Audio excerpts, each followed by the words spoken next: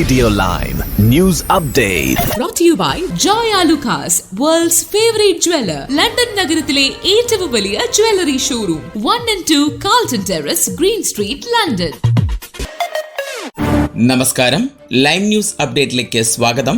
വാർത്തകളുമായി അരുൺ. യുകെയിൽ വീട് വിലയിൽ വൻ കുതിപ്പ്. കഴിഞ്ഞ മാസം വെച്ച് നോക്കുമ്പോൾ 0.8% വർധനവാണ് ഉള്ളത്. ഇതോടെ ശരാശരി വില 3,75,131 പൗണ്ടിലെത്തി. വീട് വില കുറയുമെന്നായിരുന്നു പ്രവചനം. പലിശ നിരക്ക് കുറയ്ക്കാത്തതും മോർഗേജ് കൂടി നിൽക്കുന്നതും മൂലം ആളുകൾ വീട് വാങ്ങുന്നത് മാറ്റിവെക്കുമെന്നും വീടുകളുടെ വിൽപ്പന കാര്യമായി നടക്കില്ല എന്നുമായിരുന്നു വിലയിരുത്തൽ. എന്നാൽ പ്രോപ്പർട്ടി വെബ്സൈറ്റുകളുടെ റിപ്പോർട്ട് പ്രകാരം ആളുകൾ വീട് വാങ്ങാൻ കൂടുതലായി ആഗ്രഹിക്കുന്നുവെന്ന് വ്യക്തമാകുന്നു. നിലവിലെ വീട് മാറ്റി പുതിയ വീട് വാങ്ങുന്നവരുടെ എണ്ണം കൂടിയതായി വിദഗ്ധർ പറയുന്നു. ഈ വർഷം ജനുവരി മുതൽ ഏപ്രിൽ വരെയുള്ള കാലയളവിൽ കഴിഞ്ഞ വർഷത്തെ അപേക്ഷിച്ച് കൊടുക്കൽ വാങ്ങലുകൾ 17% കൂടുതലാണ്. മേയിൽ വീട് വില കുതിക്കുന്ന രീതിയാണ് പൊതുവെ കാണാറുള്ളത്. വീടിന്റെ വില മാത്രമല്ല, വാടകയിലും വർധനവുണ്ട്. വാടകയിൽ 8.3% ഉയർന്നിരിക്കുന്നത്. ലണ്ടൻ ഉൾപ്പെടെ പ്രദേശങ്ങളിൽ വീട് വില വളരെ കൂടുതലായതിനാൽ പലരും വില കുറഞ്ഞ പ്രദേശങ്ങളിൽ വീട് വാങ്ങാൻ താൽപര്യപ്പെടുന്നതായി മുമ്പ് റിപ്പോർട്ടുകളും ഉണ്ടായിരുന്നു. അടുത്ത 5 വർഷത്തിൽ ശരാശരി ഭവന വിലയിൽ 61,500 പൗണ്ട് വർധനവ് ഉണ്ടാകുമെന്നാണ് എസ്റ്റേറ്റ് ഏജന്റ് സാവിൽസിന്റെ പ്രവചനം. ആരോഗ്യരംഗത്ത് ലോകത്തിലെ തന്നെ മാതൃകയായ ബ്രിട്ടന് നാണക്കേടായി രോഗികൾക്ക് അണുബാധയുള്ള രക്തം നൽകിയ സംഭവം. ആരോഗ്യമേഖലയിലെ കെടുകാര്യസ്ഥതകളുടെ പേരിലുണ്ടായ മാനക്കേടിനും ആളുകൾക്കുണ്ടായ ജീവഹാനിക്കും ആരോഗ്യ പ്രശ്നങ്ങൾക്കും രാജ്യത്തോട് ക്ഷമാപണം നടത്തിയിരിക്കുകയാണ് പ്രധാനമന്ത്രി ഋഷി സുനാക്കും പ്രതിപക്ഷ നേതാവ് സർ കീർ സ്റ്റാർമറും. ഒരിക്കലും സംഭവിക്കരുതാത്ത തെറ്റിന് നിർവ്യാജമായ ക്ഷമാപണം നടന്നതായി പ്രധാനമന്ത്രി അറിയിച്ചു. വരും ദിവസങ്ങളിൽ ഈ ഗുരുതരമായ തെറ്റിന് പ്രായശ്ചിത്തമായി നഷ്ടപരിഹാര പാക്കേജ് പ്രഖ്യാപിക്കുമെന്നാണ് റിപ്പോർട്ടുകൾ. 1970-1991 കാലഘട്ടത്തിൽ സംഭവിച്ച തെറ്റിനാണ് പ്രധാനമന്ത്രി പാർലമെന്റിൽ രാജ്യത്തോട് ക്ഷമാപണം നടത്തിയത്. ഈ കാലയളവിൽ കൃത്യമായ പരിശോധനയില്ലാതെ ശേഖരിച്ച അണുബാധയുള്ള രക്തം 30,000-ലധികം രോഗികൾക്ക് നൽകിയതായി സ്വതന്ത്ര അന്വേഷണ കമ്മീഷൻ കണ്ടെത്തി. ഇതിന്റെ ഫലമായി ഭൂരിഭാഗം പേർക്കും ഗുരുതര രോഗങ്ങൾ ഉൾപ്പെടെ ബാധിച്ചു. സ്ത്രീകളോട് ലൈംഗികമായി പെരുമാറിയതിനെ തുടർന്ന് ഡോക്ടറെ ജോലിയിൽ നിന്ന് വിലക്കി. ജനറൽ മെഡിക്കൽ കൌൺസിലിലും Great Western Hospital NHS foundation ട്രസ്റ്റിലും നിരവധി സ്ത്രീകൾ പരാതിപ്പെട്ടതിനെ തുടർന്നാണ് സ്വീഡനിൽ ജോലി ചെയ്തിരുന്ന ഡോക്ടർ തോമസ് പ്ലിമറിനെ മെഡിക്കൽ രജിസ്റ്ററിൽ നിന്ന് നീക്കം ചെയ്യാൻ മെഡിക്കൽ പ്രാക്ടീഷണേഴ്സ് ട്രിബ്യൂണൽ സർവീസ് തീരുമാനിച്ചത്.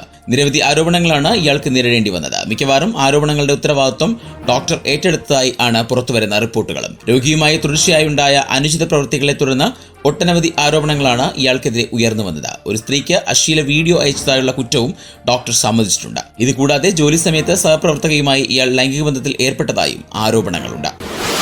ഇന്ത്യയുടെ സ്വന്തം കായിക മത്സര ഇനങ്ങളാണ് കബഡിയും ഹോക്കിയും. ആവേശവും പോരാട്ട വീര്യവും തുളുമ്പുന്ന ഈ മത്സരങ്ങൾ ഒളിമ്പിക്സിലടക്കം മത്സര ഇനങ്ങളായി മാറിയപ്പോൾ ഇന്ത്യയിലേക്ക് വല്ലപ്പോഴും എത്തുന്ന മെഡൽ നേട്ടങ്ങളായി മാത്രം അത് മാറിക്കഴിഞ്ഞു. എന്നാൽ പ്രവാസികളായ ഇന്ത്യൻ ജനത ഈ കായിക ഇനങ്ങളെ നെഞ്ചോട് ചേർത്താണ് സ്നേഹിക്കുന്നത്. അതിന്റെ തെളിവായിരുന്നു കഴിഞ്ഞ 2 ദിവസങ്ങളിലായി ബർമിംഗ്ഹാമിലെ നീച്ചൽസ് വെൽബീയിങ് സെന്ററിൽ നടന്ന ബ്രിട്ടീഷ് കബഡി ലീഗ്. 2 ദിവസങ്ങളായി നടന്ന പോരാട്ടത്തിനൊടുവിൽ മലയാളികളടങ്ങുന്ന വനിതാ ടീം ചാമ്പ്യന്മാരാവുകയും പുരുഷ ടീം സെമിഫൈനലിൽ തോൽവി സമ്മതിക്കുകയുമായിരുന്നു. ബ്രിട്ടീഷ് കബഡി ലീഗിന്റെ 3ാം സീസണിലാണ് നോട്ടിംഗ്ഹാം റോയൽസിന്റെ വനിതാ വിഭാഗം വിജയക്കൊടി പാറിച്ചത്. എതിരാളികളായ മാഞ്ചസ്റ്റർ റൈഡേഴ്സ് ടീമിനെതിരെ 43 പോയിന്റുകൾ നേടിയാണ് വനിതാ വിഭാഗം ജയിച്ചത്. ഗ്ലാസ്ഗോ യൂണിക്കോൺസ് ടീമുമായാണ് പുരുഷ വിഭാഗം ഏറ്റുമുട്ടിയത്. താരതമ്യേന ഉയരമുള്ള ആളുകളായിരുന്നു ഗ്ലാസ്ഗോ ടീമിലുണ്ടായിരുന്നത്. അതാണ് പുരുഷ വിഭാഗത്തിന് തിരിച്ചടിയായത് എന്നാണ് വിലയിരുത്തൽ. വിജയികളായ ടീമിലുള്ളവരായിരിക്കും ഇംഗ്ലണ്ടിലെ പ്രതിനിധീകരിച്ച് ഒളിമ്പിക്സിൽ പങ്കെടുക്കുക. അടുത്ത കാലത്ത് സ്റ്റുഡൻസ് വിസയിലടക്കം എത്തിയിട്ടുള്ള കുട്ടികളെ അണിനിരത്തിയാണ് വനിതാ ടീം രൂപീകരിച്ചത്. മലയാളികൾ മാത്രം ഉൾക്കൊള്ളുന്ന നോട്ടിംഗ്ഹാം റോയൽസ് പുരുഷ ടീം കഴിഞ്ഞ വർഷം സൈപ്രസിൽ നടന്ന യൂറോപ്യൻ ചാമ്പ്യൻഷിപ്പിൽ 3ാം സ്ഥാനം നേടിയിരുന്നു. ഇനി നാട്ടിലെ വാർത്തകൾ. സംസ്ഥാനത്തെ ഡ്രൈവിംഗ് ടെസ്റ്റ് പരിഷ്കരണ സർക്കുലറിനെതിരായ ഹർജികൾ ഹൈക്കോടതി ഇന്ന് വീണ്ടും പരിഗണിക്കും. ജസ്റ്റിസ് N നഗരേഷിന്റെ ബെഞ്ചാണ് ഹർജികൾ പരിഗണിക്കുക. ഡ്രൈവിംഗ് ടെസ്റ്റ് പരിഷ്കരിച്ച് ഗതാഗത കമ്മീഷൻ ഇറക്കിയ സർക്കുലർ സ്റ്റേ ചെയ്യണമെന്ന ഹർജിക്കാരുടെ ആവശ്യം ഹൈക്കോടതി നേരത്തെ തള്ളിയിരുന്നു. സർക്കുലർ കേന്ദ്ര മോട്ടോർ വാഹന ചട്ടങ്ങൾക്ക് വിരുദ്ധമല്ലെന്ന് നിരീക്ഷിച്ചായിരുന്നു നടപടി.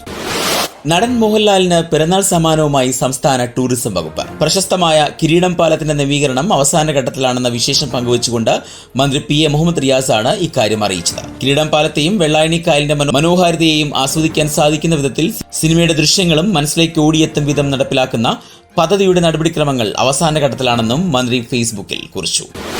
വിവാദങ്ങൾക്കും പ്രതിസന്ധികൾക്കുമിടയിൽ 3ാം വർഷം പൂർത്തിയാക്കി 2ാം പിണറായി സർക്കാർ. ആരോപണങ്ങളുടെ പെരുമഴ തീർത്ത് UDFും BJPയും വരിഞ്ഞു മുറുക്കുമ്പോൾ എല്ലാ പ്രതിസന്ധികൾക്കിടയിലും നടപ്പാക്കിയ പദ്ധതികൾ ഉയർത്തിക്കാട്ടിയാണ് സർക്കാർ പ്രതിരോധം തീർക്കുന്നത്. 2021 മെയ് 20-നാണ് തുടർഭരണം നേടി പിണറായി വിജയന്റെ നേതൃത്വത്തിലുള്ള ഇടതുമുന്നണി സർക്കാർ അധികാരമേറ്റെടുത്തത്. മന്ത്രിസഭ 3 വർഷം പൂർത്തിയാക്കിയത് ഇന്നലെ മുഖ്യമന്ത്രിയുടെ ഓഫീസിൽ കേക്ക് മുറിച്ച് ആഘോഷിക്കുകയും ചെയ്തു.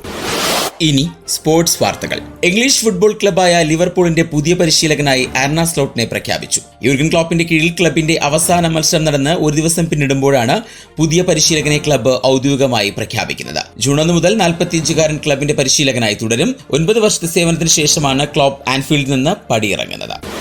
നിലവിലെ ചാമ്പ്യന്മാരായി അർജന്റീന കോപ്പ അമേരിക്ക ആയുള്ള സാധ്യതാ ടീം പ്രഖ്യാപിച്ചു. 29-അംഗ സ്ക്വാഡാണ് അർജന്റീന പ്രഖ്യാപിച്ചത്. ടൂർണമെന്റിന് മുന്നോടിയായി ജൂൺ 9, 14 തീയതികളിൽ ഇക്വഡോറിന്റെയും ഗോട്ടിമാലയെയും നേരിടാനും കൂടിയുള്ള ടീമാണ് ഇത്. ഇനി ഇന്നത്തെ പൗണ്ട് വിനിമയ നിരക്ക് 105.97 ഇന്ത്യൻ രൂപയാണ് ഇന്നത്തെ പൗണ്ട് വിനിമയ നിരക്ക്. ഇതോടെ ഇന്നത്തെ വാർത്താ ബുള്ളറ്റിൻ പൂർണ്ണമാകുന്നു. അടുത്ത ബുള്ളറ്റിനുമായി വരും മണിക്കൂറുകളിൽ കേട്ടുമുട്ടാം. നന്ദി, നമസ്കാരം. കൂടുതൽ വാർത്തകൾക്കും വിശേഷങ്ങൾക്കുമായി റേഡിയോ ലൈം ആപ്പ് ഡൗൺലോഡ് ചെയ്യൂ. പ്ലേ സ്റ്റോറിൽ നിന്നും ആപ്പ് സ്റ്റോറിൽ നിന്നും. Radio Lime.